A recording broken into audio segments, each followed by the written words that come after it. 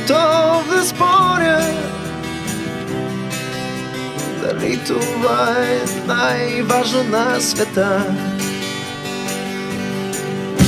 Живея на последния етаж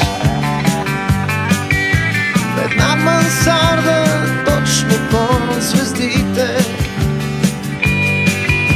Прозорецът е моята врата и аз вървя към тях и ги разпитвам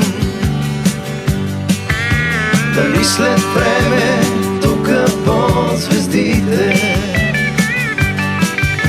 прозорецът ще има светлина.